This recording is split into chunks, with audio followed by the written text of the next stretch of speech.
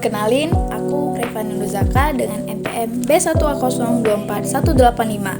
Di sini aku mahasiswa aktif Fakultas Hukum Universitas Bengkulu semester 3. Di video kali ini kita akan membahas salah satu isu hukum yang lagi ramai diperbincangkan, yaitu terkait reformulasi RUU KUHP.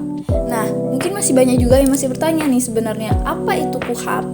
Nah, jadi teman-teman, kamu dan kita semua akan membahas serta membilas lebih dalam serta merangkum secara singkat terkait isu hukum terkait revisi RUU KUHP ini.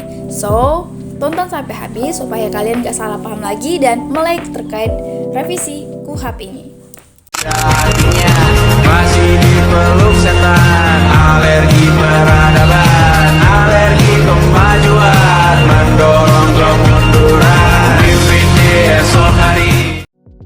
Nah, pertama-tama teman-teman kita harus tahu dulu nih, kenapa KUHP itu penting.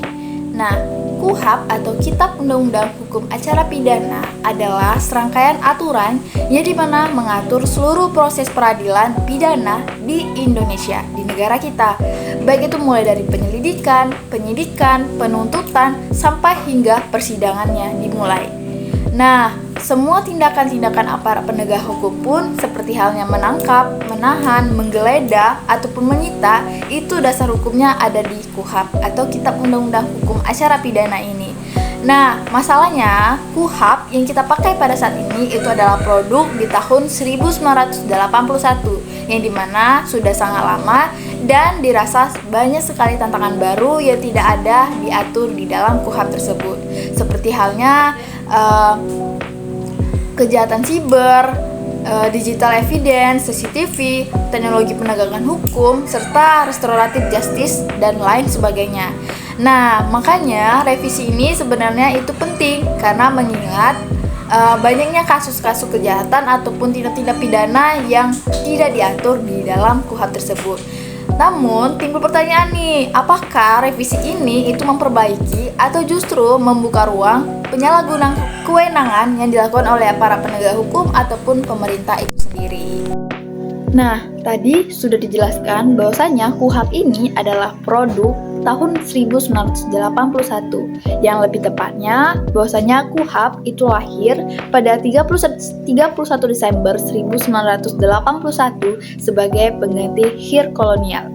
KUHP itu diciptakan untuk melindungi hak asasi manusia sekaligus memastikan proses hukum berjalan transparan dan adil. Nah, kalimat ini tuh penting karena revisi KUHP itu seharusnya tetap menjaga dua hal, yaitu mengenai keadilan dan perlindungan hak asasi manusia. Nah, kalau revisi justru memperlebar kekuasaan aparat tanpa kontrol, maka prinsip awal dari KUHP ini akan hilang. Nah, kita masuk pada bagaimana lini masa singkat dari KUHP itu sendiri. Nah, sebenarnya tadi sudah disinggung bahwasanya KUHP itu lahir pada tahun 1981, di mana pada masa itu KUHP itu dianggap sebagai lompatan besar karena menggantikan sistem kolonial dan membawa standar yang modern. Nah, pada tahun 2010 sampai hingga 2024 tahun lalu, itu wacana ataupun rencana-rencana revisi itu yang berkali-kali tertunda, di mana selama lebih dari 1 dekade, revisi ini selalu dibahas, namun selalu tertunda karena hal seperti banyaknya pasal yang masih kontroversial, terus kekhawatiran pelemahan perlindungan hak asasi manusia itu tadi, lalu juga ada perdebatan tentang penambahan kewenangan aparat itu juga. Nah, pada 18 November 2025 ataupun pada tahun ini, RUU KUHP itu disahkan, di mana di dalam versi infografis juga itu menyebutkan bahwasanya banyak hal kritik-kritik yang meningkat, serta di mana tertulis ataupun terlihat bahwasanya penguatan kewenangan penyidik, penyitaan tanpa izin hakim, hingga pola koordinasi yang semakin dominan di tangannya Polri ataupun Polisi Republik Indonesia ini, yang dimana hal ini membuat masyarakat sipil ataupun rakyat-rakyat Indonesia itu serta akademisi itu mempertanyakan gimana arah reformulasi KUHP ini sendiri. Dimana juga selain itu, di era digital memunculkan tantangan baru di mana terkait bukti elektronik, big data, terus juga pengawasan aparat yang belum tentu di mana memiliki kontrol yang memadai. Nah, kemudian kita masuklah nih pada bagian yang paling penting, yaitu mengenai isu-isu apa saja pasal-pasal yang dianggap krusial. Nah, salah satunya ada di pasal 16 yang dimana itu terkait metode penyelidikan yang diperluas. Nah, dimana di dalam pasal ini aparat itu diberi kewenangan untuk menggunakan undercover atau dan control delivery, di mana secara konsep ini normal di dalam penanganan narkotika ataupun terorisme. Nah, tapi risikonya adalah entrapment, yaitu jebakan yang dimana dapat membuat orang terpaksa melakukan kejahatan yang sebenarnya tidak ingin ia lakukan. Nah, juga jika tidak diawasi, aparat bisa menciptakan pelaku dan bukan menemukan pelaku. Jadi begitu. Kemudian yang kedua ada di pasal 5 yang dimana upaya paksa di tahap penyelidikan. Nah, hal ini juga cukup kontroversial karena dimana dirasa dapat memperluas kewenangan aparat bahkan sebelum penyidikan itu dimulai, dimana menangkap, menahan, memanggil, serta memeriksa, bahkan menyita tanpa standar yang sangat jelas. Padahal seharusnya penyelidikan itu hanya tahap pencarian di mana di bukti awal. Kemudian ada di pasal 90 dan 93 di mana mengenai batasan upaya paksa yang tidak jelas. Nah, di KUHP lama atau Kitab Undang-Undang Hukum Acara Pidana yang lama, itu standar tindakan aparat itu lebih ketat. Namun di dalam RUU ini ada ruang tafsir besar tentang kapan aparat boleh melakukan penangkapan ataupun penggeledahan, di mana resiko penyalahgunaan tentu meningkat, di mana apalagi tanpa mekanisme kontrol yang kuat. Seperti itu. Nah, makanya dianggap RUU KUHP ini antara menambah atau memperluas kewenangan aparat untuk menyalahgunakan kekuasaan atau memang justru untuk memperbaiki ataupun memperkuat perlindungan. Begitu, teman-teman. Nah, kita lanjut pada pasal berikutnya, yaitu pasal 105 hingga 124, yang dimana mengenai akses pengacara tanpa izin hakim. Nah, sebenarnya teman-teman, ini tuh merupakan salah satu langkah yang maju, karena dimana dulu akses penasihat hukum itu harus mendapatkan persetujuan hakim. Nah, namun dengan perubahan ini, pengacara bisa langsung masuk dalam proses penyelidikan.